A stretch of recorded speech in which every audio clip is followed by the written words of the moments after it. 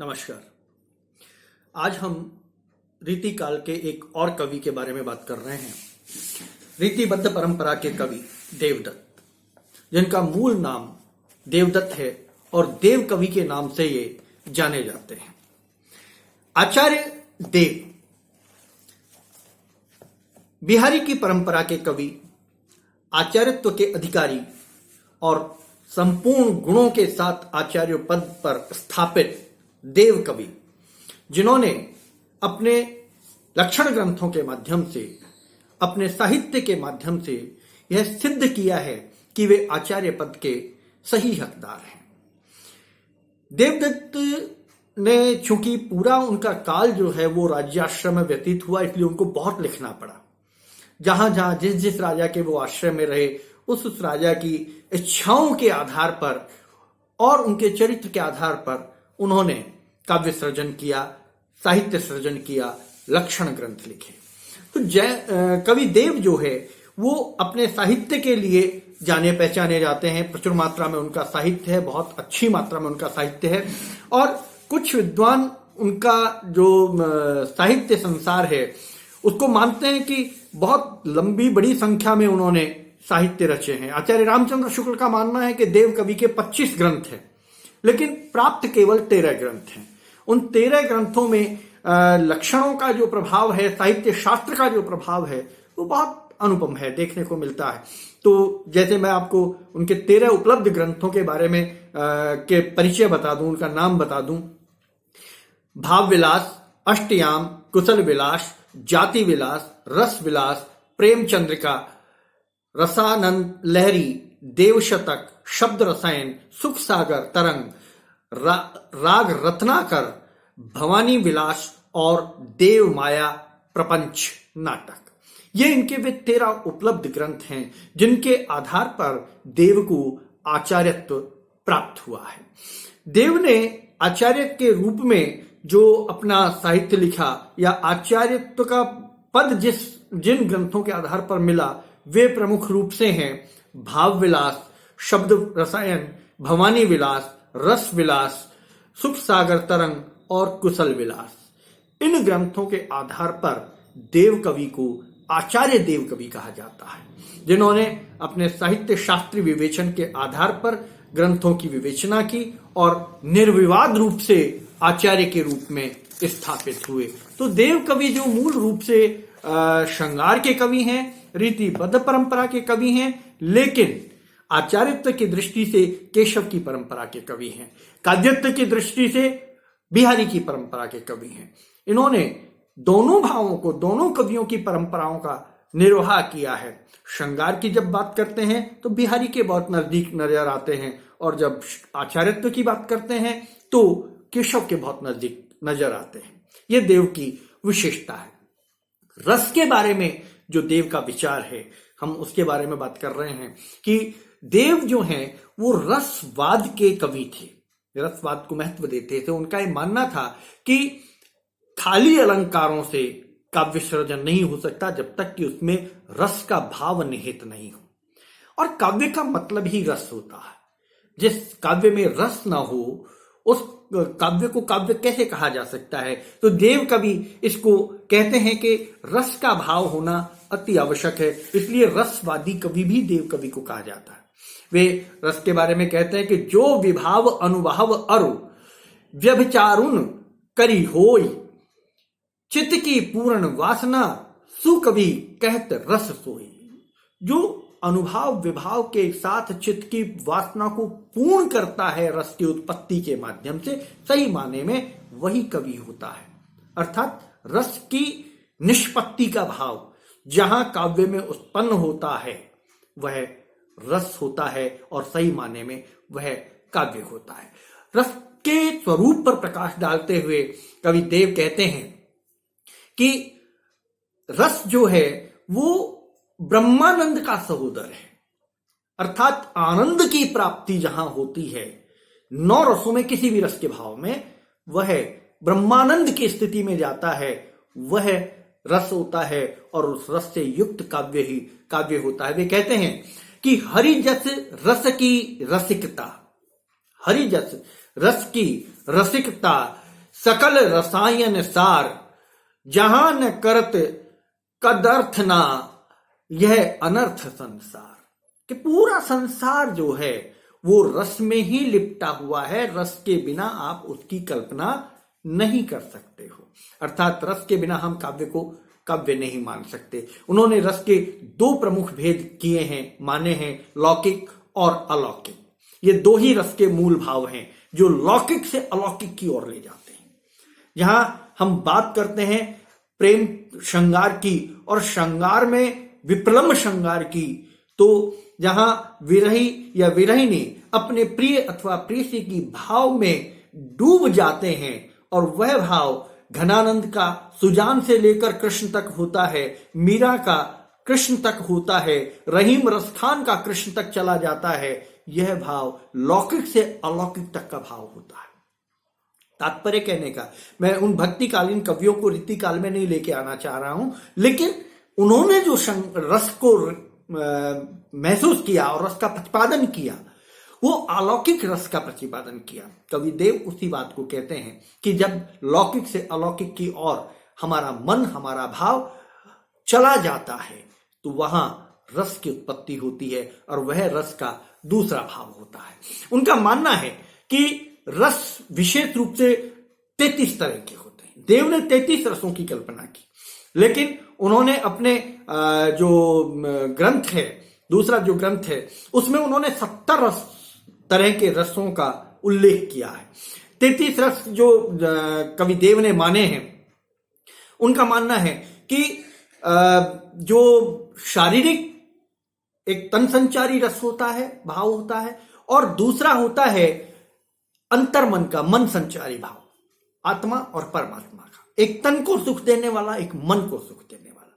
कवि देव ने इन दोनों की चर्चा की है। सात्विक भावों और तन संचारी भावों का समाविष्ट देव के काव्य में देखने को मिलता है। ये एक अलग तरह का काव्य, जहां जो है लौकिक से अलौकिक की ओर कवि मन को लेकर जाता है, श्रोता को लेकर जाता है, पाठक को लेकर जाता है। वे रस विलास ग्रंथ में नायिका भेद बताते हुए उन्होंने कहा है कि नायिका को यौवन, रूप, गुण, शील, प्रेम, वैभव और कुल अलंकारों से अलंकृत होना चाहिए, तब नायिका का सही रूप में चित्रण होता है। वे कहते हैं, पहले यौवन, रूप, गुण, शील, प्रेम पहचान, कुल वैभव भूषण बहुर, आठों अंग बखान। कि पूर्ण रूप से नायिका जब इन समस्त गुणों के साथ अपने रूप और यौवन के साथ प्रदर्शित होती है, वह सही मायने में सच्ची नायिका होती है। तो कई नायिका, परकीय नायिका के भाव को इन्होंने अपने सिद्धांत जो लक्षण ग्रंथ हैं, सिद्धांत ग्रंथ हैं, उनमें बहुत अच्छे तरीके से स्पष्ट किया है। अलंकार योजना की बात जब देव की करते हैं, जब देव अलंकार योजना पर विचार विमर्श करते हैं, बात करते हैं, लिखते हैं, तो देव भाव विलास और शब्द रसायन नामक ग्रंथों में अलंकार को विवेचित करते हैं।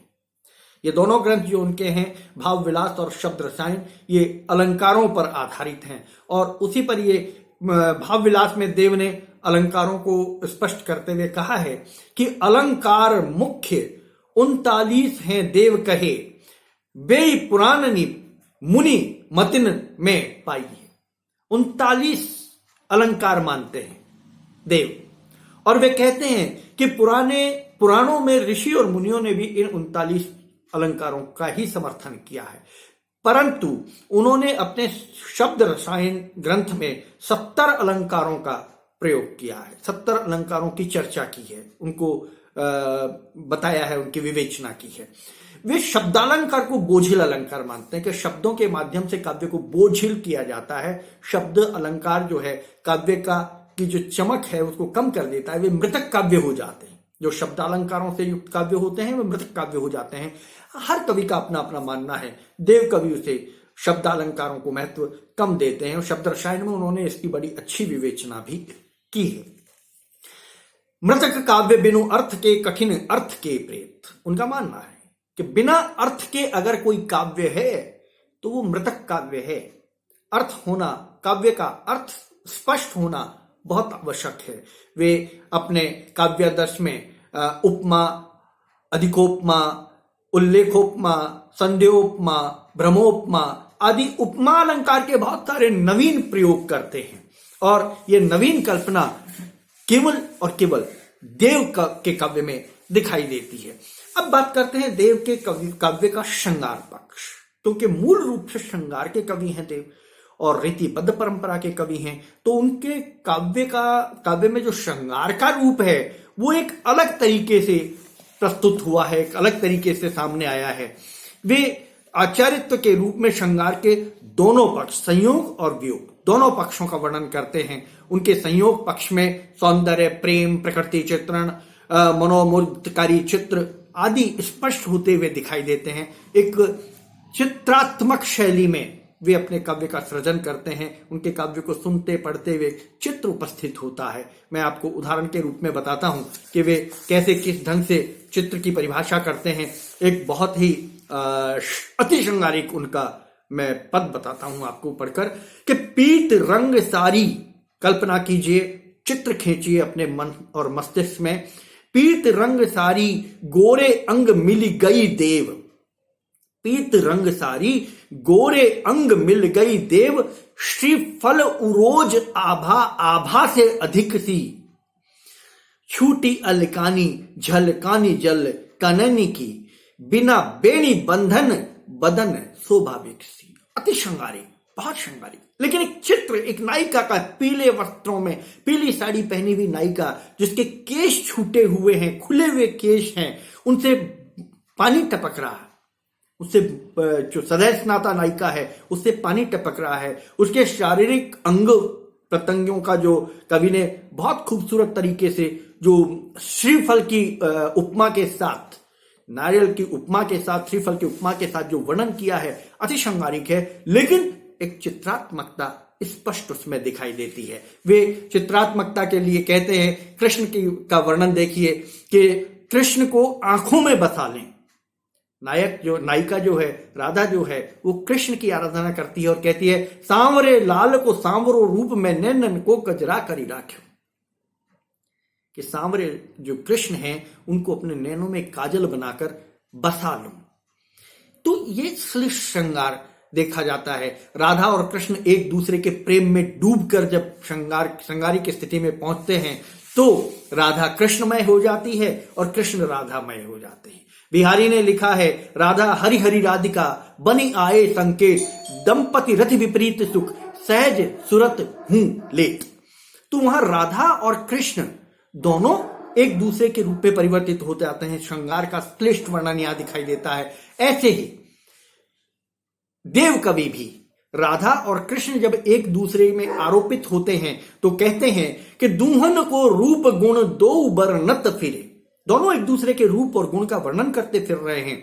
और पल न थिरात रीति नेह की नई नई, मोही मोही मोहन को मन भयो राधिकामय, राधा मन मोही मोही मोहनी मई भई। राधा मोहन में और मोहन राधा में, राधा मोहनमयी हो गई और मोहन राधामयी हो गए।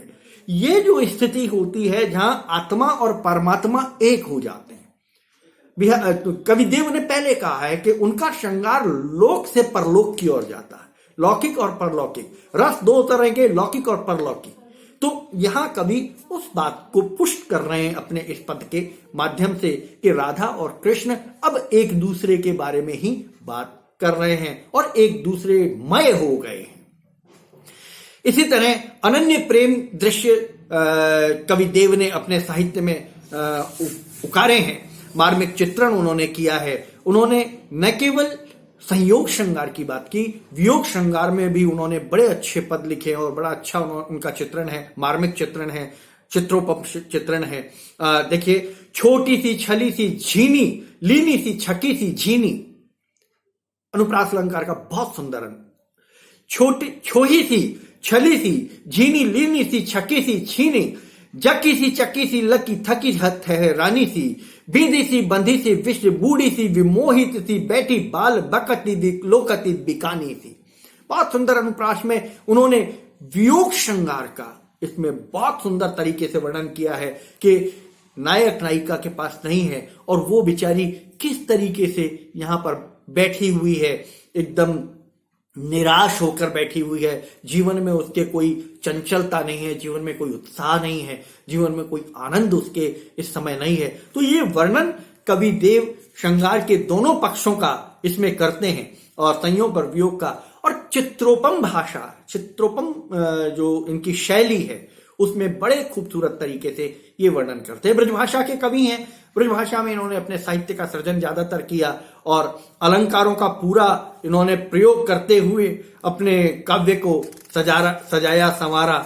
अलंकारवादी कवि थे, लेकिन अर्थालंकार को इन्होंने ज्यादा महत्व दिया। शब्दालंकार इनके काव्य में एक बोझ की तरह इन्होंने अपने काव्य में लिखा भी है कि शब्दालंकार एक बोझ है, एक मृत काव्य के रूप में उससे युक्त काव्य माना जाता है। तो इस तरह से देव कवि पर आप यह प्रश्न तैयार कर सकते हैं। देव कवि पर जो प्रश्न आते हैं विशेष रूप से वो इसी तरह के प्रश्न आते हैं, जैसे कि देव कवि के आचार्यत्व को प्रतिपादित कीजिए, कवि देव जो हैं वो उनकी काव्यगत विशेषताएं बताइए, कवि देव जो हैं उनके काव्य में विशेष रूप से जो रस का भाव है उसको बताइए, उनके रसवाद को प्रतिपादित कीजिए। देव कवि श्रृंगार के कवि हैं, इस पर भी प्रश्न बनता है। देव कवि के वर्णित श्रृंगार की विवेचना कीजिए, जैसे मैंने आपको तो बताया कि संयोग और वियोग श्रृंगार में चित्रोपम शैली में ये देव कवि अपने साहित्य का सृजन करते हैं। देव कवि रीति काल में अपना एक अलग महत्व रखते हैं, श्रृंगार पृष्ठभूमि में इसकी विवेचना कीजिए। तो इस तरह से देव के बहुत सारे प्रश्न बनते हैं। आप इसी पृष्ठभूमि में देव कवि को तैयार कीजिए, देव कवि के प्रश्न को तैयार कीजिए। महत्वपूर्ण प्रश्न है, अकादमिक और प्रतियोगी दोनों परीक्षाओं के लिए महत्वपूर्ण है, इसलिए इस प्रश्न को इस पृष्ठभूमि में तैयार करें। चैनल को सब्सक्राइब नहीं किया है तो कृपया आप चैनल को सब्सक्राइब करें ताकि आपको और अधिक अच्छे चैनल जो वीडियो हैं हम दे सकें। हमारा प्रयास निरंतर आपके ज्ञान वृद्धि और नए नए विषय जो साहित्य में हैं, जो कवियों के छुपे हुए हैं, जो प्रश्न नए नए बनते हैं, उन प्रश्नों से आपको अवगत कराना हमारा प्रयास रहता है। नमस्कार।